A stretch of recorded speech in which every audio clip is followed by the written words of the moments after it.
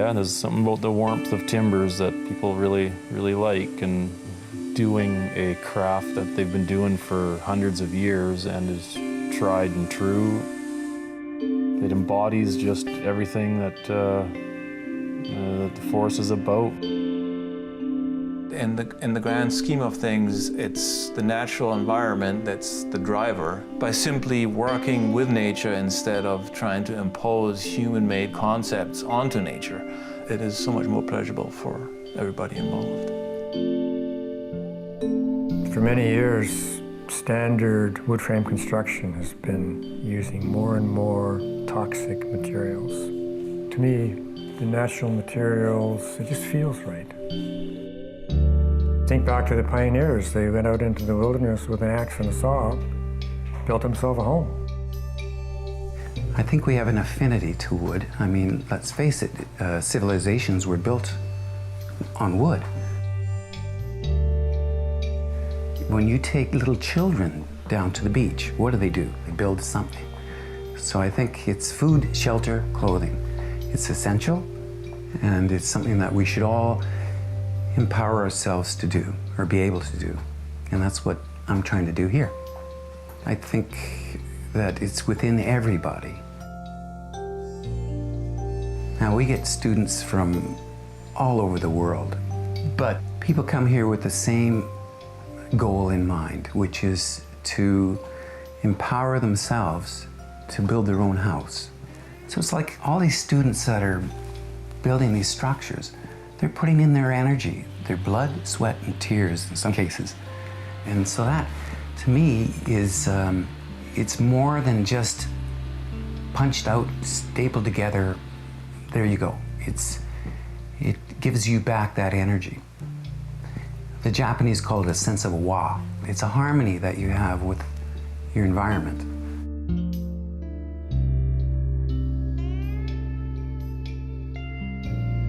Islands are, they're home to a lot of independent people. Just to live here, you have to be independent-minded.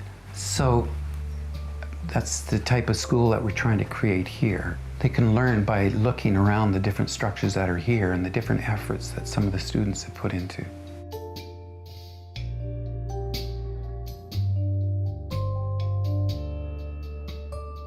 I started back in the 70s, right out of high school, and the mantra was to go back to the land and be sustainable. Wood, to me, is just part of my makeup.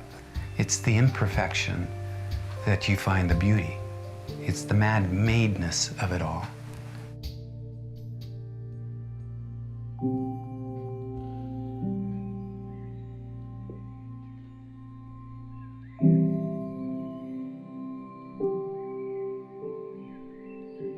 I always wanted to do timber frame restoration. I started out in Germany apprenticing there in the late 80s, and I always had a soft spot for the old timber frame buildings of Europe. And once I started working on them, I realized that what I had learned about the so-called alternative building techniques up to that point was a carbon copy of what had already been applied by builders centuries ago. So it was a full circle experience, and it only made sense. But it's material that can be used over and over in one building or in various buildings as recycled materials without any downfall. The railway station is architectural restoration. It's homage to the heritage building traditions. Like all the early buildings of this neighborhood were natural buildings because it was a wood frame structure with real wood sheathing, real wood siding, and wood shingles on the roof. And so I see a building like that as the pioneer in the natural building world, and we're trying to carry on with that tradition. It's a very empowering way to build because it is done with materials that are locally sourced, locally milled timbers from Harrop Proctor, which is only about a 15-20 minute drive from here. The bricks that make up the infill of the structure were produced on site with locally mined clay and wood chips and sawdust and water.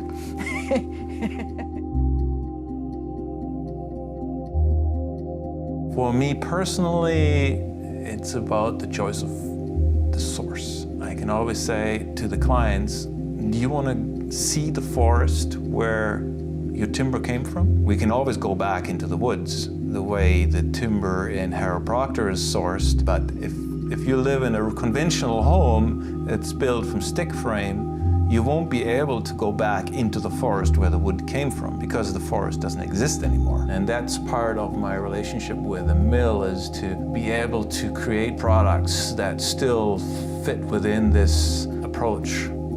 And we can look at the stumps in the woods, and we can look at the trees that are still in the woods, left behind for the next pass. So we're working on a 100-year cycle to start with. On the one hand, it's unheard of and sounds like, oh, why would I bother worrying about what's going on 100 years from now? But that's as old as the trade of timber framing. That was people planting oak trees back in the old world for that particular reason, because they knew there would be a timber framer or a boat builder 300 years after they were walking on this earth that wanted to do the same thing. And we'll have to start somewhere.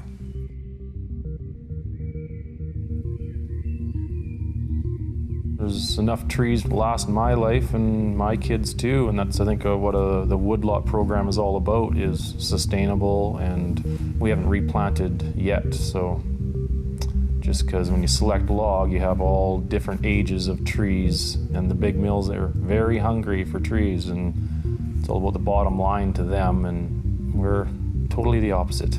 I think what separates us is that we find the ultimate value for each piece. To us, there's a few more factors involved. So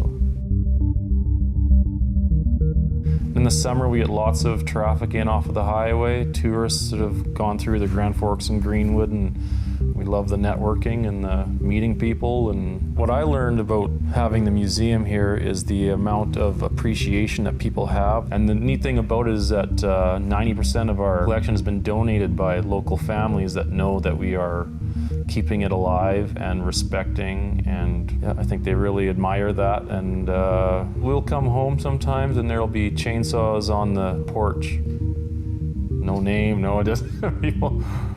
People keeping their eye out for us too, because they really admire that we respect and showcase it and share it.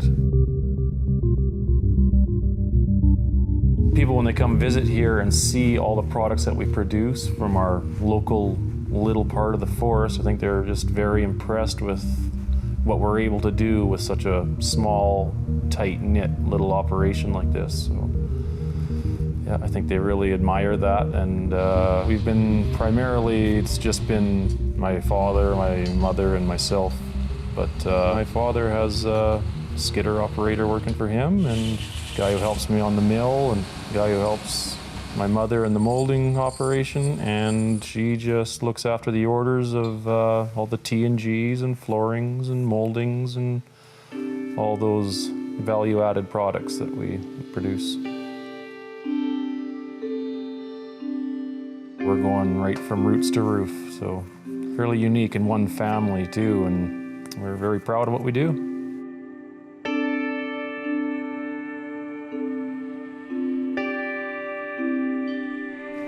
I've been in business for maybe 2-3 years now.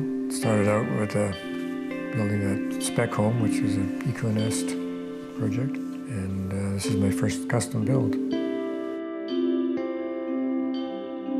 The exterior walls of this home are Duracell block, and this is a wood chip cement composite block. It's all recycled wood fiber. Rather than making the walls get damp inside, which is a big problem with standard frame construction, a natural wall with clay in it will absorb excess moisture and gives it off naturally. It breathes. Whereas a standard 2x4 or 2x6 frame wall is got to be sealed up entirely with plastic vapor barrier, and that is one of the biggest problems with wood frame construction in this damp climate. Like, there is no chance, zero chance of mold forming in these walls. I just think that it's a lot healthier to allow the wall to breathe. I design homes not just for structure. I try and think of solar orientation, air circulation, so there's cross ventilation. It's all important. It all kind of comes together. I guess the homes that I build are somewhat traditional that way. Try and keep it warm. I expect this house to be here in 100 years. I try and make everything as permanent as possible.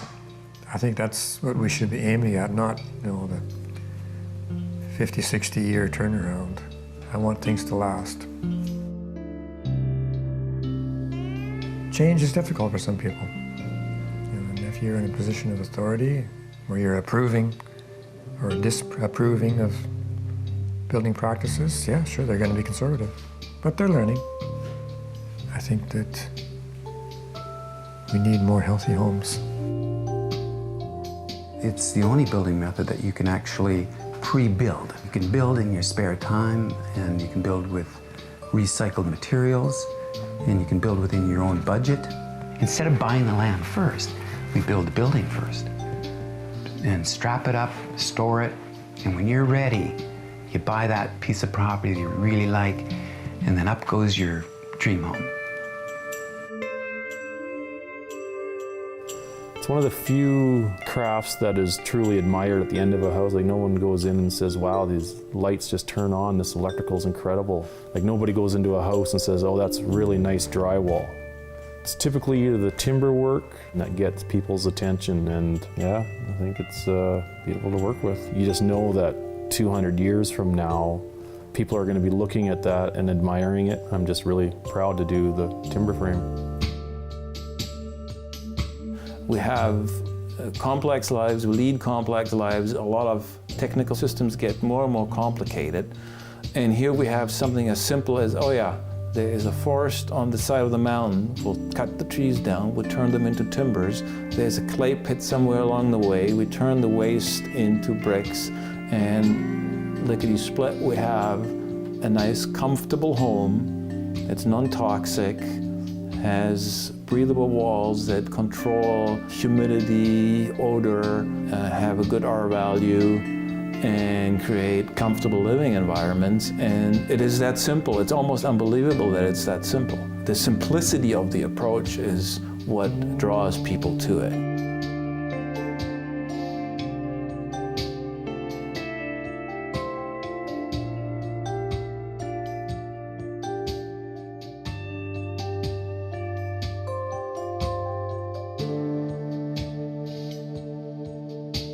Working with clay and sand and straw, it's all fairly learnable. You don't have to be a super highly qualified, trained, skilled person. You just have to sort of be willing to learn and watch and observe and then try it out.